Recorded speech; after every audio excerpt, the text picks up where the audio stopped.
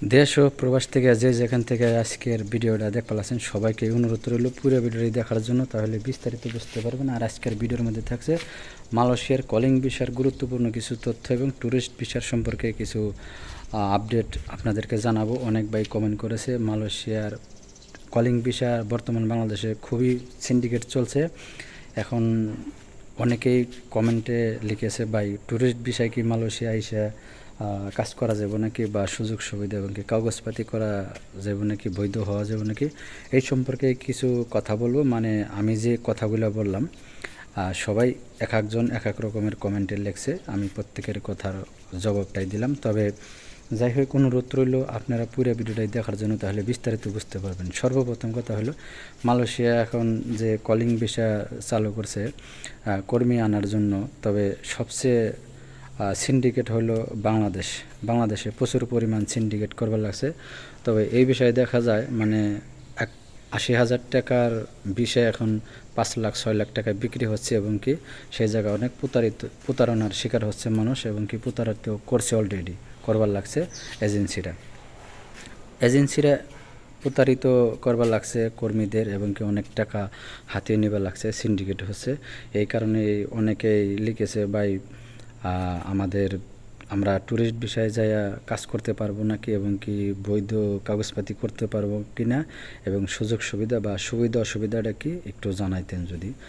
যাই হোক, সর্বপ্রথম কথা হলো ভাই ট্যুরিস্ট ভিসাটা হলো আপনার ভিজিট করার জন্য বা আপনার ভ্রমণ করার জন্য। এটা একটা ভ্রমণ ভিসা। আপনি হয়তো আসলেন, যাদের অনেক টাকা পয়সা আছে বা বেড়ানোর জন্য আসে, অনেক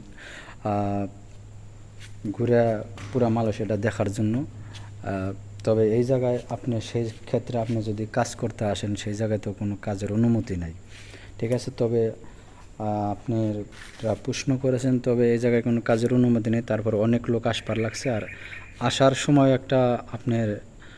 একটা সিন্ডিকেট আছে, এটাও একটা আপনার রিস্ক। কারণ কিসের জন্য, যদি আপনাকে কোনো সিন্ডিকেটে লাগ পায় বা আপনাকে কোনো সিন্ডিকেটে যদি আওতায় ফালাইতে পারে বা বর্ডার ক্রস হওয়ার সময়, তবে ওই জায়গায় আপনার মুক্তিপূর্ণ দাবি করে আপনাকে আটকায়া অনেক টাকা হাতিয়ে নেয় এই সিন্ডিকেটগুলো। তবে এই ধরনের থেকে আপনারা বিরত থাকবেন, না আসাটাই বলে আপনারা অপেক্ষা করেন। পরবর্তী কলিং যদি চালু হয়, তবে শোনা যাবে লাগছে পরবর্তী কলিং আবার নতুন করে চালু করা হবে, তবে সবাই একটু অপেক্ষা করেন, দেখা যায় কি হয়। তবে এরপরে হলো ভাই সুবিধা অসুবিধা আপনারা যখন কোশ্চেন করেছেন, অবশ্যই প্রশ্নের উত্তর দেব।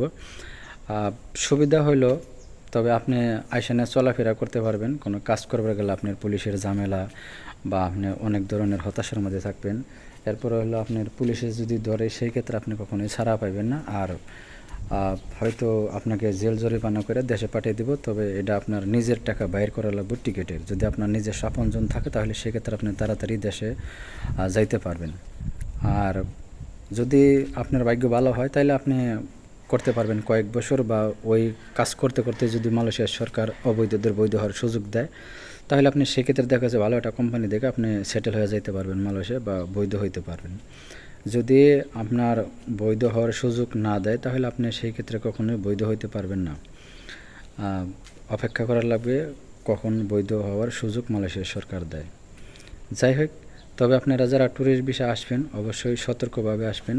আর অনেক টাকা এরাও হাতিয়ে নেয়, দেখা গেছে দালালরাও সীমিত টাকা ১-১.৫ লাখ টাকা হলে মালয়েশিয়া ট্যুরিস্ট ভিসা আসা যায় বা ভ্রমণ করা যায়। কিন্তু ওই ক্ষেত্রে কারণ অনেক ডকুমেন্টস লাগে, যদি আপনি ভ্রমণ করার জন্য আসেন মালয়েশিয়ায়, তবে আপনি তার ভ্রমণ করার জন্য আসবেন না, বা আপনি সেই রকম সব কিছু আপনার কাছে ডকুমেন্টস নাই, তবে এই ডকুমেন্টসগুলো তৈরি করার জন্য তাদের কিছু টাকা খরচ হয়, সেই ক্ষেত্রে তারা দালালরা অনেক টাকায় আপনাদের কাছ থেকে হাতিয়ে নেয়। তবে যাই হোক ভাই, আপনারা যারা ট্যুরিস্ট ভিসা আসবেন, অবশ্যই ভাইবা চিন্তায় আসবেন, কারণ এটা একটা রিস্ক, বা আপনার জীবন মৃত্যুর ঝুঁকি থাকে। আপনার একটা মৃত্যুর ঝুঁকি থাকে, কারণ আপনার কোনো গ্যারান্টি নেই আপনি বর্ডার ক্রস হওয়ার সময় বাঁচবেন না মরবেন, বা আপনার যদি একটা সিন্ডিকেটের চক্করে পড়েন, তাহলে আপনার বাইসে থাকলেও কিন্তু আপনার লাইফ শেষ। আপনার দেশে থেকে টাকাই না, তাদের হাতে থেকে আপনার সারান লাগবে বা ছাড়া পাওয়া লাগবে।